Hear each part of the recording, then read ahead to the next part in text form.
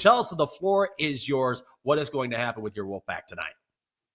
Yeah, I'm wondering if we see this trend of underdogs ruling the roost in this next round of the NCAA tournament, because last night we saw underdogs not only going 3-1 against the spread, but also 3 outright wins out of the last 4 games last night. Not sure if that's the case here, but we are dealing with a spread that's pretty sizable. 6.5 is more than a couple of possessions.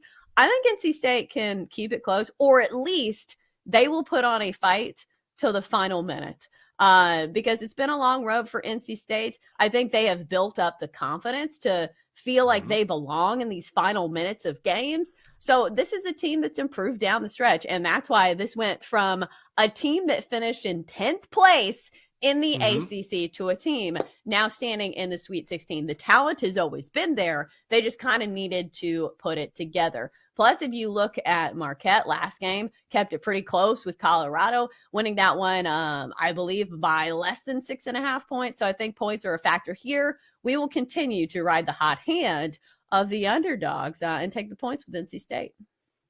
I love it. I absolutely love it. I am on NC State as well, Chelsa. I'm with you. I'm absolutely with you here. I still don't think the market has caught up with how good NC State is or how good that they are playing right now, because Marquette has been good the entire season. Let me ask you this, though. Are you worried, and I need to look at the numbers here, that this is going to be a public darling, your Wolfpack getting this many points? That's the only thing that concerns me a little bit.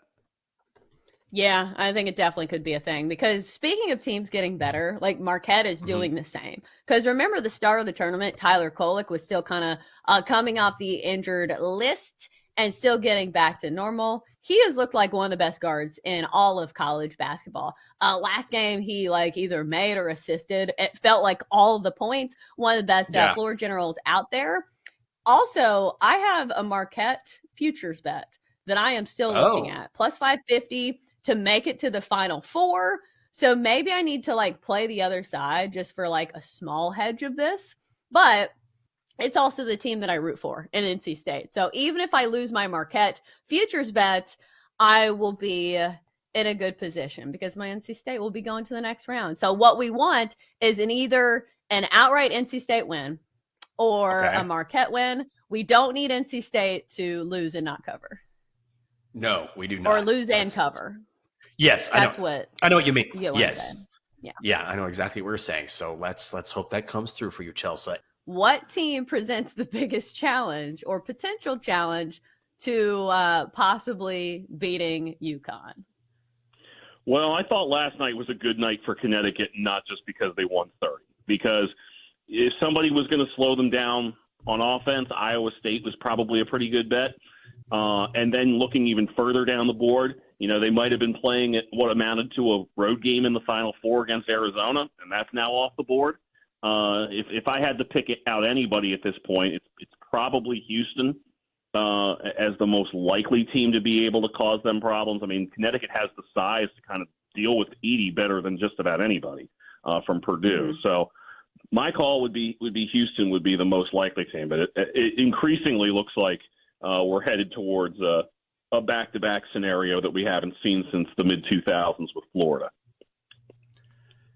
Pat, I want to go back to the Midwest region here and ask you about Creighton and Tennessee and see what you think about tonight's game. I go back and forth. I'll tell you one thing, trying to figure out how some of these games are going to go down is very difficult, right? Because teams like Clemson is a good example. They get better throughout the season. They're a different club than they were earlier in the year.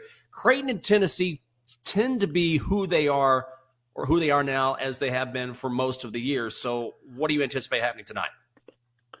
Well, I think as it often is the case for Creighton, can they hit a bunch of threes? That's who they are. They're going to take a lot of three-pointers.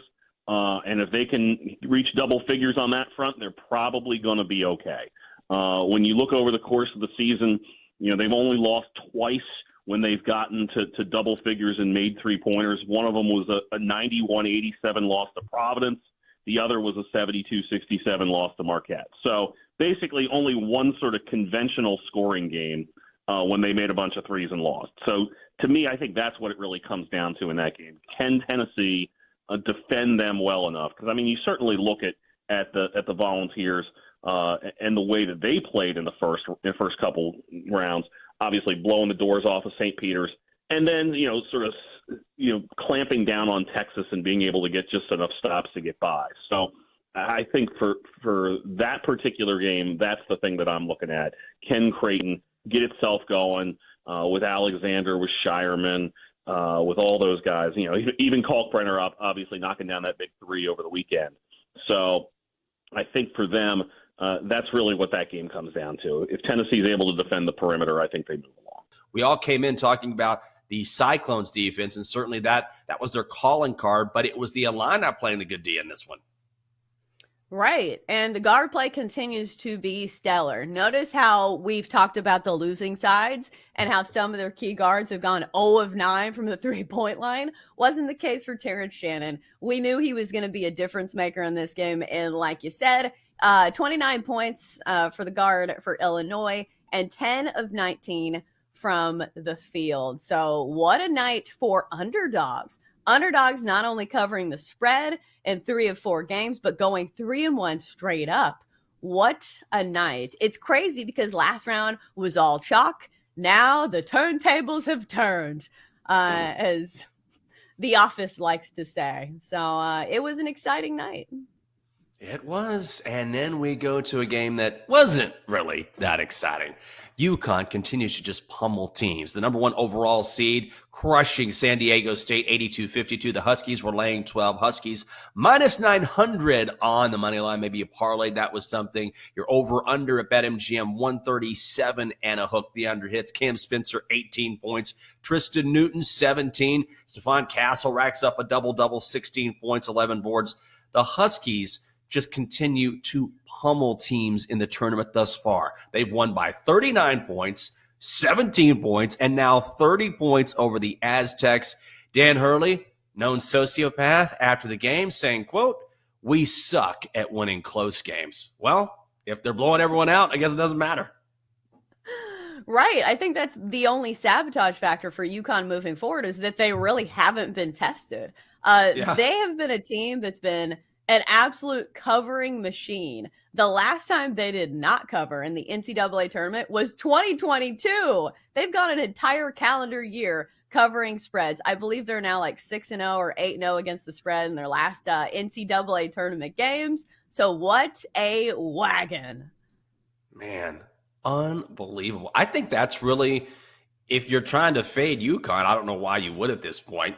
The NCAA did them 0 favors. Even Dan Hurley said as much, like they're making it as difficult as possible for us. But right now, the only question is, can they win if they are tested? You have to wonder if they will be tested. They are winning by an average of 22 points per game. There is a reason why they are the number 1 overall seed. So now it is UConn meeting Illinois for the regional title on Saturday with a chance to go to the Final Four.